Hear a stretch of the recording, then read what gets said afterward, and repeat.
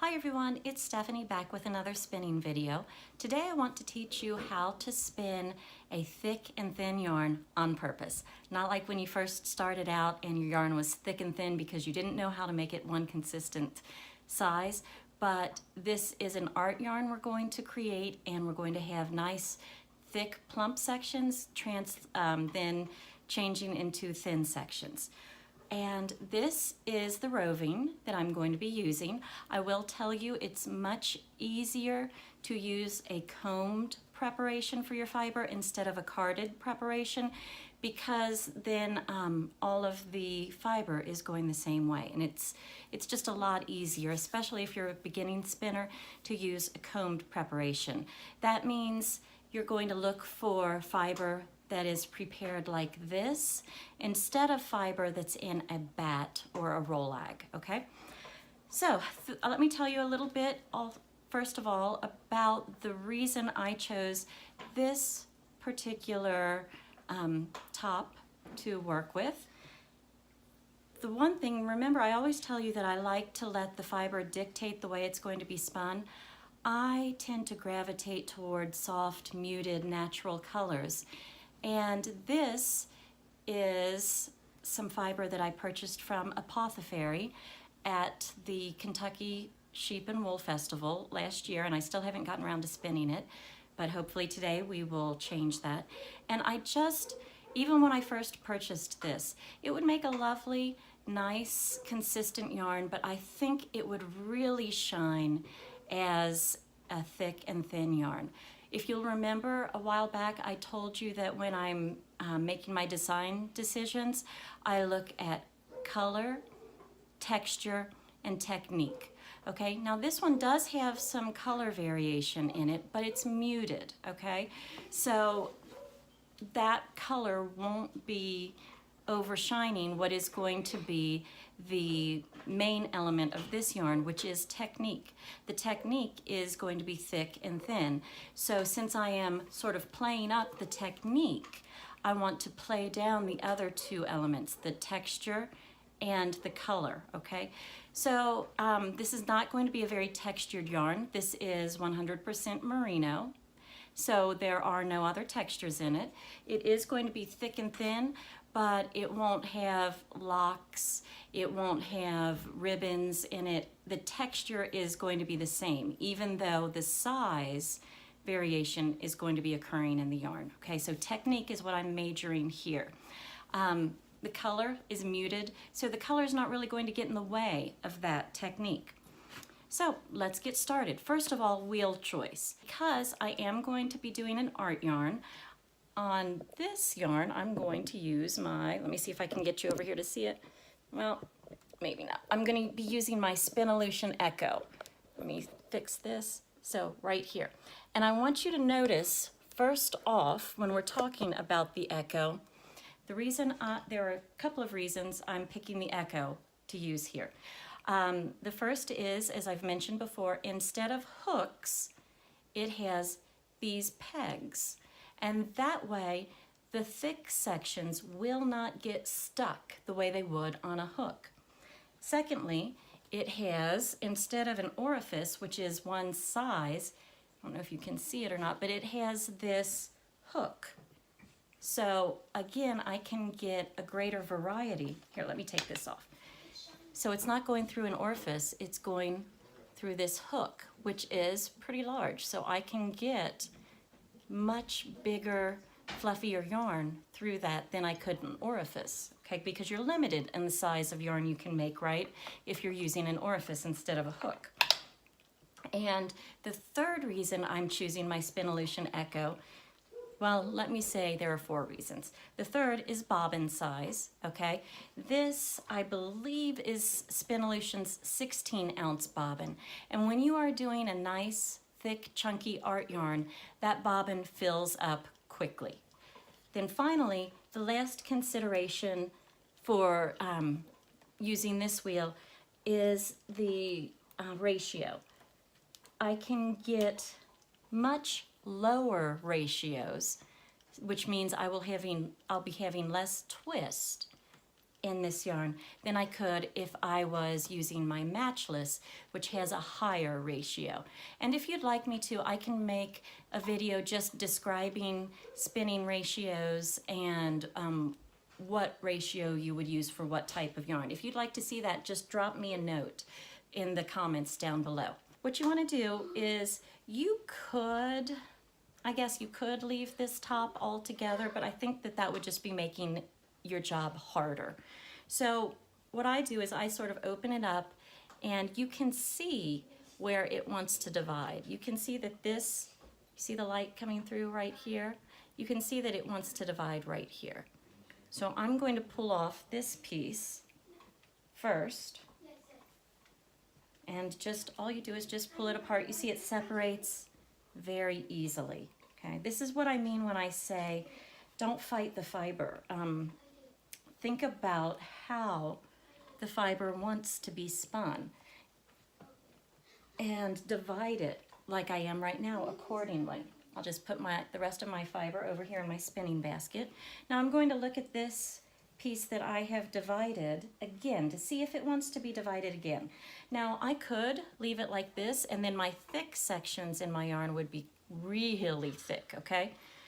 But let me see if you can see. As I pull it out, I'm looking and seeing that right about here it looks like it wants to be divided again.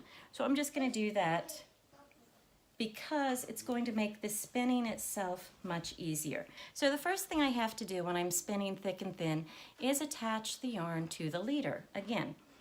So I've got it set up here.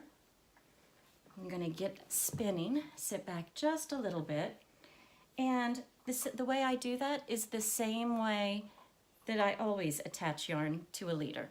You're going to open it up like this, and all you're going to do is, okay, put your yarn through, maybe draft it out a little bit, and then fold it back on itself, okay? So even though I'm spinning a thick and thin yarn, I want the first little bit of the yarn to be a consistent size, and that's because if I am, I've got extra stuff on here, if I am knitting something, when I'm casting on the stitches, it's a lot easier to cast on a consistent number of stitches if you have a few yards in the beginning that are just smooth. So I'm just going to do a few yards like this, getting some twist in, making sure I have enough yarn that I can cast on my stitches, and also making sure that the yarn that I'm spinning right now is going to be about the thickness that I want my thin spaces in the yarn to be. So my thin spaces, it's going to be pretty thin, okay? And in your thin spaces, that's where you want to have, you want more twist in your thinner sections than you do in your thicker sections. Now I'm going to check also the twist. I always do this in the beginning, so I'm going to unwind a little bit, pull it back on itself, and see how it twists together. Okay, so that's a lovely amount of twist, but it's a little bit loose to me. So what I'm going to do is add more twist. I'm just going to be sort of treadling faster, okay? And adding just a little bit more twist there, because it wasn't quite, when I applied it back on itself, it wasn't quite tight enough of apply. Okay, so now I'm going to move to making my thick sections. And what you're going to do when you make your thick sections, I'm going to try and slow this down for you all, is basically you're going to allow twist to build up here. So you're going to hold the yarn here while you treadle. You're not letting it go into and onto the bobbin, okay? Then you're going to let the twist build up, and I'm going to draft here first so I see where the staple length breaks. So I'm holding here. I'm not letting the twist enter my fiber supply, but I am drafting, pulling back a little bit with this hand, with my back hand, so that I can see the fiber length, okay? Because if I go too long and I pull too long for a thick section, I'm going to have a break in my fibers and it's not going to hold together. So you want your thick section to just be about the length of your staple, okay, your staple length. And I can see that this is about where it breaks. So I'm letting the twist build and then I'm going to jump over it, okay, and go back here. And you can see, well, that's not quite as thick as I wanted it to be, but there I've got a thick and then a thin section. Let me do one that's a little bit more dramatic. In the twist build up, building, building, building, draft out a little bit. Here's where it's going to break, jump over, and there we go. So again, thin, you're going to spin just like you normally do. Then you're going to stop, okay, let the twist build up, pull or draft back, draft out a little so you can see where to jump to. So I'm going to jump to about right here because this is where I can see the fiber breaking. Then I'm going to jump over and that's my thick section. So keep spinning, and I don't know if you can see that, but that is my thick section right there as opposed to the thin. So you can see thin and then thick, okay? So let me get this on. So I'm going to draft, and you can count how much drafting you're doing on the thin spots if you'd like. Some people do that. You could, if you want to make it especially even. So there I have drafted back, jump over, pinch here. And what happens is the twist, because it's thicker here, that you're going to have a tiny bit of twist in this thick section, but your twist jumps from your thin over the thick to the thin again. So let me do that about 2 more times. And then, unfortunately, it's going to be time for me to get out of here and get to work, but I hope you'll have got the idea. Okay, so here's another thick section that I want. Drafting back here, holding the twist, jump, okay? And then keep spinning normally for your thin section, okay? Spinning normally